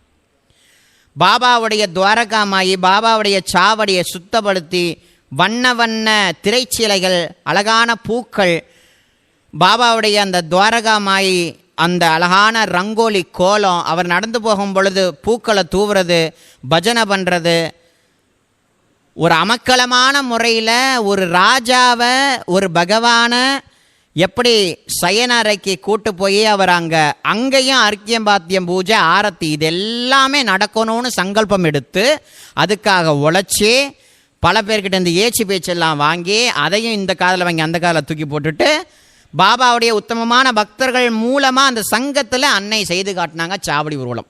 இன்றைக்கி பார்க்குற சாவடி ஊர்வலம் அன்னை ராதாகிருஷ்ணமாயினுடைய பூர்ணமான பக்தியினுடைய பலன். அவங்க தான் ஆரம்பித்து வச்சாங்க. நான் ஷிரடிக்கு போகும்போதெல்லாம் சாவடி ஊர்வலத்தை பார்த்தாலோ இல்லை வேறு எதெல்லாம் பார்த்தாலோ எனக்கு எங்கள் அம்மா ஞாபகம் வருவாங்களாம், அன்னை ராதாகிருஷ்ணமாய். ஏன்னா அந்த சங்கல்பம் இல்லையா, அந்த தெய்வீக சங்கல்பம், அந்த தெய்வீக சங்கல்பம் தானே இவ்வளோ பெரிய சாம்ராஜ்யத்தை உருவாக்குனுச்சு. இவ்வளோ பெரிய சமஸ்தானத்தினுடைய வேர் அன்னை. அந்த அடி வேர் எப்படி ஒரு பில்டிங்கோடைய பேஸ், அந்த பேஸ் நம்ம கண்களுக்கு தெரியாதோ அதை போல் ஷிரடியினுடைய சேத்திரத்தினுடைய பொக்கிஷம் அன்னை ராதாகிருஷ்ணமாய். ஷிரடி சேத்திரம் தெரியுது, அந்த சேத்திரத்தை தன் பக்தியினால் உருவாக்கிய அன்னை தான்ங்கிறதில்ல, அன்னை தூண்டி விட்டு எத்தனையோ அடியார்கள் உழைச்சாங்க. அத்தனை அடியார்களுடைய உழைப்பு தான் இன்னைக்கு நம்ம பார்க்குற ஷிரடி. ஆனால் அதுக்கு ஆதாரமாக இருந்து மூலாதாரமாகவும் இருந்து உழைச்சி நமக்கு கொடுத்துருக்காங்களே, அப்படிப்பட்ட அன்னை நம்ம கண்களுக்கு தெரியல. அப்படியாக குரு பூர்ணிமா தொடங்கி வைத்து மறைமுகமாக தொடங்கி வைத்தது அன்னை, கூட்டு வழிபாடை ஏற்படுத்தினது அன்னை, சாவடி ஊர்வலத்தை ஆரம்பித்து வைத்தது அன்னை, கோகுலாஷ்டமின்னு சொல்லக்கூடிய உத்தமமான கண்ணன் பிறந்த நாளை கொண்டாடும்படியாக ஷிரடியில் பண்ணதும் அன்னை தான். ஏன்னா சாய்நாதர் சாட்சாத்து கண்ணனேங்கிற பாவத்தில் பக்தி செய்யக்கூடியவள், தன்னுடைய ஷாலாவையே பிருந்தாவனமாக மாற்றியவள், எதிர்க்க இருக்கக்கூடிய துவாரகா மாயில கண்ணனே இருக்கான்ங்கிற பாவத்தோடு வாழ்ந்தவள். மீராபாய் எப்படிப்பட்ட பிரேம பக்தியோடு வாழ்ந்தாலோ அதே போல் அதுக்கு சமமானங்கிறதெல்லாம் கிடையாது, அதுவே தான் இது, இதுவே தான் அது. ராதை எப்படி கண்ணன் கிட்ட பிரேம பக்தி பண்ணாலோ அது இந்த ராதை தான் இந்த ராதை. இது என் கருத்து, நான் அனுபவித்தது. அப்படியாக கோகுலாஷ்டமின்னு சொல்லக்கூடிய உயர்ந்த விஷயத்தை ஏற்படுத்துறது அன்னை ராதாகிருஷ்ணமாய். அது மட்டும் இல்லை, இன்றைக்கி பாபாவுக்கு 4 வேளை ஆரத்தி எடுக்கிறோமே, அந்த ஆரத்திகளில் ஷேஜ் ஆரத்தி காக்கடா ஆரத்தி, அதாவது இரவு ஆரத்தி காக்கடா ஆரத்தி, இந்த 2 ஆரத்தியும் ஏற்படுத்தி இன்றைக்கி நமக்கு கொடுத்ததே அன்னை ராதாகிருஷ்ணமாய் தான். எத்தனை பேருக்கு தெரியும்? உங்கள் எல்லாருக்கும். அதற்கான வரலாறு என்ன அப்படின்னா 10/12/1910 அன்னைக்கு தான் முதலாக ஷிரடியில் 2 விஷயம் நடக்குது. ஒன்று, அன்னை ராதாகிருஷ்ணமாயினுடைய அந்த குரு பக்தியிலேயே தன்னை லயமாக்குன காகா சாஹேப் தீட்சித் அவர் இந்த அன்னையினுடைய பிரேம பக்தியை பார்த்து இந்த அன்னையை போல் நம்மளும் பக்தி பண்ண முடியுமா அப்படின்ற ஒரு ஏக்கம். அந்த ஏக்கத்தினாலேயே என்னவோ தனக்கு ஒரு வாடா கட்டிக்கொண்டு நானும் இங்கே இருக்கணும், அந்த வாடாவில் பல பேர் தங்கணுன்றதை போல் சாத்தே வாடா எப்படி கட்டப்படுச்சோ அதே போல் காகா வாடா தீட்சித் வாடா கட்டுறதுக்கான அடிக்கல் நடக்கூடிய நாளும் அந்த சாவடி அந்த ஆரத்தி எடுக்கக்கூடிய நாள் அன்னைக்கு தான் அடிக்கலும் நட்டாங்க. 10/12/1910 அன்னைக்கு இதை பற்றி பாபாவுடைய எண்ணற்ற பக்தர்கள்ட்ட திரும்பியும் கூப்பிட்டு அம்மா சொல்கிறாங்க, இந்த மாதிரி சாய்நாதனுக்கு நம்ம மத்தியான ஆரத்தி இந்த மாதவ அட்கரால் எழுதப்பட்ட ஆரத்தி சாய்பாபா பாடுறோம், அதோட முடிச்சிடுறோம். பாபாவை சாட்சாத் பகவான் பரமாத்மா. ஸோ அவனுக்கு சாவடி ஊர்வலம் அவர் கிருப்பையால் நடக்குது. அதே போல் பாபாவுக்கு சயன ஆரத்தியும் காக்கட ஆரத்தியும் நம்ம பண்ணால் எப்படி இருக்கும் அப்படின்ற மாதிரி அம்மா தூண்டி விடுறாங்க. தூண்டுதல் கொடுத்தாச்சு, யாருங்க செய்கிறது, என்னத்தங்க பாடுறதுன்ற அடுத்த கேள்வி. அம்மாவுடைய பாவம் பாருங்க, அதையும் நானே சொல்லி கொடுக்குறேன். இங்கே இருக்கக்கூடிய சுவாமி சாட்சாத் பாண்டுரங்கன், பண்டர்பூரில் எந்த ஆரத்திலாம் பாடப்படுதோ அதே ஆரத்தியை நம்ம இங்கே பாடுவோன்ட்டாங்க. பண்டர்பூரில் என்னெல்லாம் ஆரத்தி பாடப்படுதோ அந்த ஆரத்தியில் நம்ம இங்கே பாடுவோம் அப்படின்ற மாதிரி அம்மா சொல்கிறாங்க. அப்படியாக பாபாவுடைய தர்பாரில் சாவடி ஊர்வலம் முடிந்த கையோடு, சாவடி ஊர்வலம் பற்றி நம்ம படிச்சிருக்கோம், அதனால் திரும்பவும் நான் அதை சொல்ல விரும்பலை, உங்களுக்கு எல்லாருக்கும் அதனுடைய லயம் தெரியும். அப்படியாக 1910 முதலாக சாவடியில் அன்னையினால் தூண்டப்பட்டு அன்னை சொல்லி கொடுத்தாற்போல் பாண்டரங்கனுடைய அபங்கங்கள், ஆரதி ஞான ராஜா ஆரதி துகாராமா, இந்த மாதிரி பாடல்கள் எல்லாம் கோர்க்கப்பட்டு அதே சமயம் ஷிரடியில் பீஷ்மா வந்துட்டார், பீஷ்மாவையும் பிடிச்சு இழுத்துட்டார். இந்த அன்னை ராதாகிருஷ்ணமாயி எப்போ இந்த ஷிரடியை சமஸ்தானமாக்கணும்னு நினைத்தார்களோ, எப்போ பாபாவுக்கு இந்த மாதிரி விசேஷங்கள்லாம் செய்யணும்னு நினைத்தார்களோ, அதே தருணத்தில் சாயிநாதர் அதற்கு தகுந்தாற் போல அதற்காகவே பிறவி எடுத்த காகா சாஹிப் தீட்சித், பீஷ்மா, கப்பர்டே, நிறைய அடியார்கள், சகுன்மேரு நாயக், இது போன்ற எண்ணற்ற அடியார்கள் 1908க்கு மேலே தான் ஷிரடிக்குள்ளேயே வந்தாங்க. பிரதான் இவங்க எல்லாம் வந்ததுக்கு அப்புறமா தான் பூட்டி, எஸ்வி துமால், இது போன்ற பக்தர்கள் எல்லாரும் இந்த சங்கல்பம் எடுத்ததுக்கு அப்புறமா தான் பாபா உள்ளே கூப்பிடுறார். ஏன்னா இவர்கள் எல்லாம் சேர்ந்து தான் இந்த காரியத்தை பண்ணுறாங்க. என்ன மாதிரி ஒரு ரகசியமான விஷயங்கிறத நம்ம இதில் கொஞ்சம் அனுபவிக்கணும். ஏன்னா அம்மாவுடைய இந்த விஷயத்தெல்லாம் எதை சொல்கிறது எதை விடுறதுன்னு என்னால் தெரியல. அதனால் குருநாதர் என்ன சொல்ல வைக்கிறாரோ அதன்படி அது நடக்கட்டும். அப்படியாக பீஷ்மா வந்தார். அது ஒரு பெரிய லீலை, அது சொன்னால் இன்னும் நேரம் எடுக்கும். பீஷ்மா வந்தார். எனக்கு தெரியாமல் 5 லட்டு நீ டெய்லி சாப்பிட்றியா, எனக்கு கொடுத்துரு அந்த 5 லட்டுன்றார் பாபா. லட்டுன்னா நம்ம நினைக்கிறோம் ஏதோ லட்டுன்னா அது இல்லை. தன்னை மறந்து சில கவிதைகள் எழுதுவாராம் பீஷ்மா. அதை போல் சாத்தைவாடாவில் ஒரு முறை இருக்கிறச்ச தன்னை மறந்து பாடல் எழுத ஆரம்பிச்சிட்டார். அது எல்லாமே தான் ஆரத்தி பாடல்களை சேர்க்கப்பட்டிருக்கு. பீஷ்மா கிட்டத்தட்ட 8 பாட்டு எழுதியிருக்கார். 8 பாட்டு எழுதியிருக்கார் நம்ம பீஷ்மா. அப்படியாக சாவடி ஊர்வலம் முடிஞ்ச கையோட பாபாவுடைய இரவு ஆரத்தியில் 2 பாட்டு சேர்க்கப்பட்டுச்சு. பாண்டரங்கனுடைய இந்த அபகங்கள் உள்ள சேர்க்கப்பட்டதை போல ஜெய் ஜெய் சாயிநாத் ஹாத்தா பகுடாவே மந்திரே கோ ஆலவித்தோ சப்ரேமே துஜலா ஆரதி கே உனி கரி கோ ஜெய் ஜெய் சாயிநாத் ஹாத்தா. அதே மாதிரி அத்தா சுவாமி சுகே நித்ராகரா அவதூதா பாபா கரா சாயிநாத்தா சொல்லக்கூடிய பாட்டு இதெல்லாம் இரவாரத்தில் சேர்க்கப்பட்டுச்சு. இதில் என்ன விஷயமா, இரவாரத்தில் ஆரத்தி ஞானராஜ் ஆரத்தி துக்காராமான் பாடும் பொழுது பாபா உட்கார்ந்து ஏந்திரிச்சு நமஸ்காரம் பண்ணுவாராம். யாரை? அந்த ஆரத்தி ஞானராஜா தான் ஆலந்தியில் 21 வயது பையனாக ஜீவசமாதி கொண்டார். ஆரத்தி துக்காராம் மகராஜ் தான் தேகுன்ற ஊரில் உடம்போட வைகுண்டம் போனார். அப்படிப்பட்ட உத்தமமான மகான்கள் வாழ்ந்த அந்த பூமியில் தான் சாய்நாதரும் இருக்கிறதுனாலையோ அந்த மகான்களை நினச்சி பார்த்து அவங்களுக்கு ஒரு மரியாதை பண்ணுறாரா நம்ம பாபா. இதெல்லாம் அம்மா தொகுத்து கொடுத்தது. அப்படியாக தீட்சித் வாடாவும் அடிக்கல் நாட்டப்பட்டுச்சு. பாபாவுடைய சாவடி ஊர்வலம் முன்னாடி ஆரம்பிக்கப்பட்டு இப்போ இரவாரத்தை எடுத்து முடித்தாங்க. பக்தர்கள் எல்லாரும் சேர்ந்து இந்த விழாக்கள் இந்த மாதிரி ஆரத்தி இதெல்லாம் ஷிரடியில் வர வர வர வர மக்களுக்கு ஒரு குஷி ஆயிட்டு. ஒன்றுட்டு ஒரு நாள் சாவடி நடக்குமா, அதுக்கு எவ்வளோ ப்ராசஸ் இருக்கும், எவ்வளோ வேலை இருக்கும், இது எல்லாம் அம்மா தானே முன் வந்து எடுத்து செய்வாங்களாம். ராவும் பகலும் தூக்கம் கிடையாது ஆயிக்கு. அப்படியாக ஷேஜ் ஆரத்தி சைன ஆரத்தி முடிஞ்சது. காக்கடா ஆரத்தியில் எந்தெந்தெல்லாம் பாட்டு சேர்க்கறதுனா அதே பாண்டரங்கனுடைய அபங்கங்கள் சேர்க்கப்பட்டுச்சு. அதே தருணத்தில் ஊட்டா ஊட்டா ஊட்டா ஸ்ரீ சாயிநாத குரு சரண கமலதாவா அப்படின்னு சொல்லக்கூடிய பாட்டு பீஷ்மா எழுதின பாட்டு, அதையும் கோர்க்கப்பட்டுச்சு. கேவுனி பஞ்சாரதி கரு பாபாஞ்சி ஆரதி அந்த பாட்டும் பீஷ்மா அவர்கள் எழுதினார், அதுவும் ஆரத்தியில் சேர்க்கப்பட்டது. அடுத்து காக்கட ஆரதி கரிதோ சாயிநாத தேவா அந்த பாட்டும் பீஷ்மா எழுதினார், அதுவும் காக்கட ஆரத்தியில் சேர்க்கப்பட்டுச்சு. அடுத்து பிரபாத சமயின பாசுவர பீரபா பாங்கலி ஸ்மரே குரு சதா அந்த பாட்டும் பீஷ்மா எழுதினார், அதுவும் சேர்க்கப்பட்டுச்சு. அடுத்ததா ஸ்ரீ சத்குரு பாபா சாயி ஹோ அந்த பாட்டும் பீஷ்மா எழுதினார். ஸோ 8 பாட்டு பீஷ்மாவால் தொகுத்து கொடுக்கப்பட்ட பாட்டு.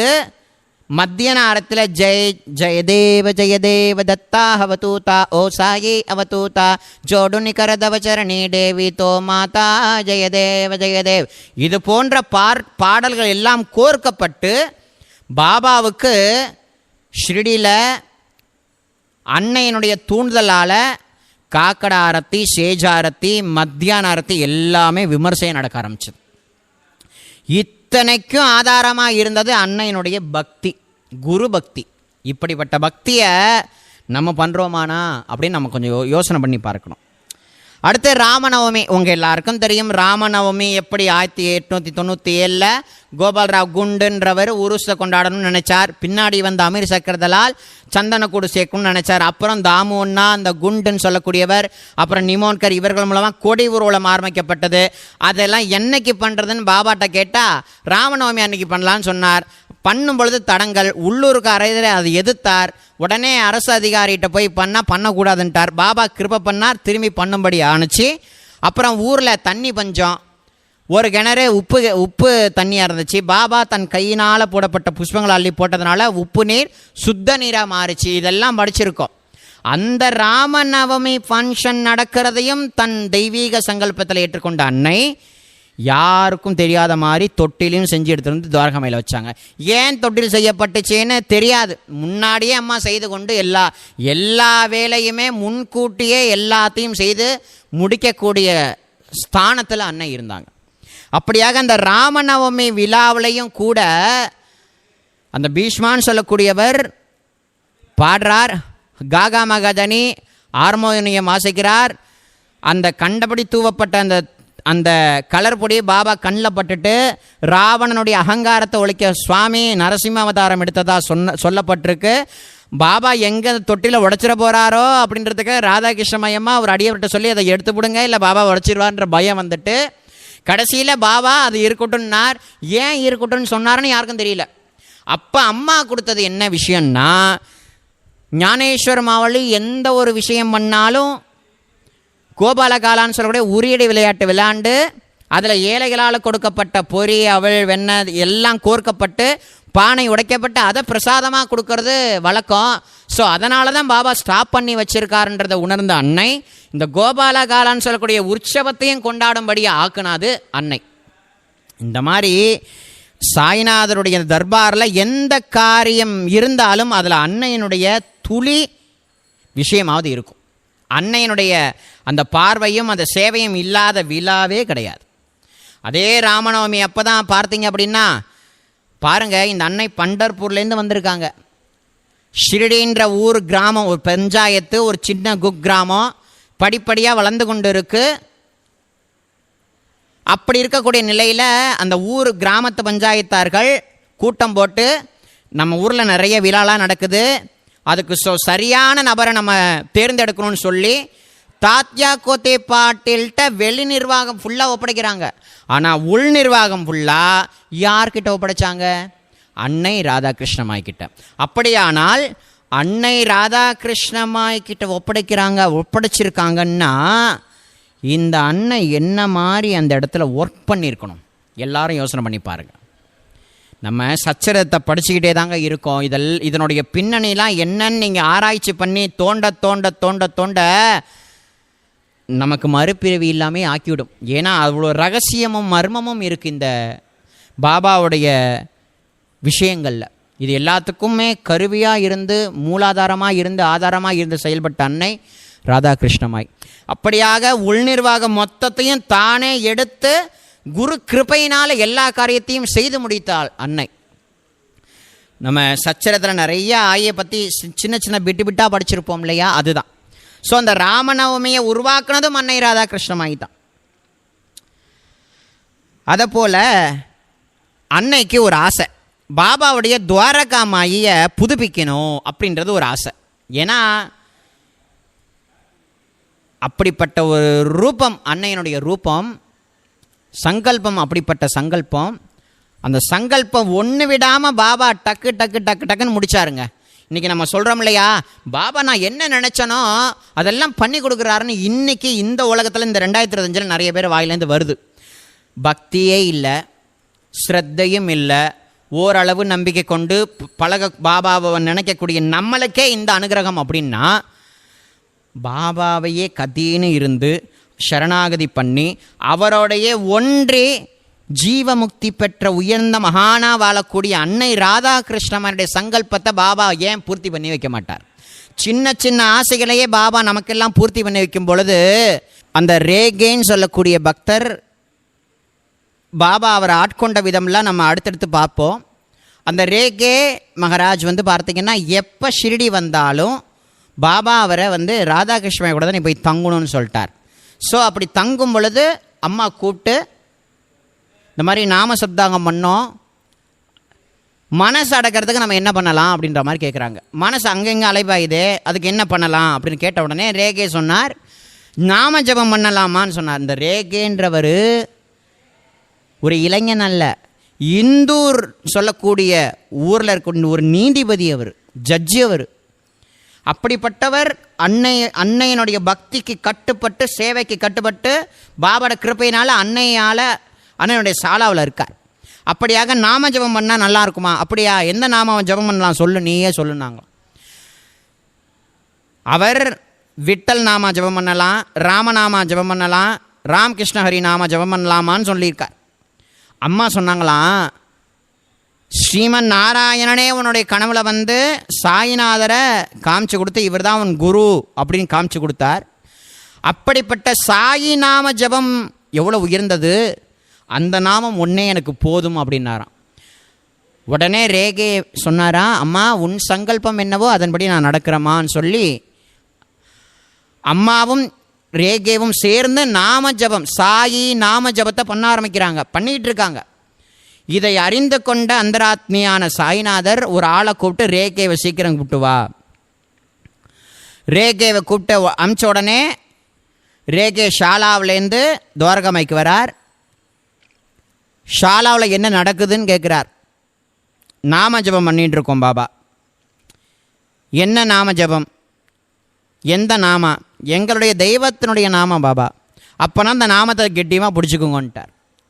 ஏன்னா குரு கீதையில் சொல்லப்பட்டிருக்கு, எந்த பரமேஸ்வரனுடைய நாமமோ அதே நாமம்தான் குருநாதனுடைய நாமம். பரமேஸ்வரனுடைய நாமம் வேறு, குருநாதனுடைய நாமம் வேறு, ரெண்டு நாமமும் ஒன்று தான். குருநாதருடைய நாமத்துக்கு ஈடு இணை இந்த உலகத்தில் எதுவுமே கிடையாதாம். பல கோடி மந்திரங்களில் குருநாதன் சொல்லக்கூடிய அந்த குருங்கிற நாமம் ரொம்ப மகத்துவமானதான். அப்போ குருநாதருடைய அந்த நாமம் எவ்வளோ மகத்துவமானதுங்கிறத அன்னை ராதாகிருஷ்ணமாய் உணர்ந்திருக்காங்க. ஆகையினால சாயி நாம சப்தகத்தை கொண்டு வந்ததை போல் சாயி நாம ஜபத்தையும் கொண்டுட்டு வரணும்னு சங்கல்பத்தை எடுத்துக்கொண்டு சாயிநாதருடைய வாக்குனாலேயே அதை கெட்டியமாக பிடிச்சிக்கோன்னு சொல்லும்படி அனுகிரகம் பண்ணார். அப்பொழுதுலேருந்து பாபாவே சாயி சாயின்ற நாம, அதாவது ஜபம் பண்ணு, சாயி நாமத்தை எவன் சொல்கிறானோ இந்த காதுகளால் கேட்ட பாவம் வாக்குலால் வந்த பாவம் எல்லாம் தொலையுன்னு சொல்லியிருக்கார். சாயி நாமம் ஒன்றே போதும்னு சொல்லியிருக்கார் பாபா.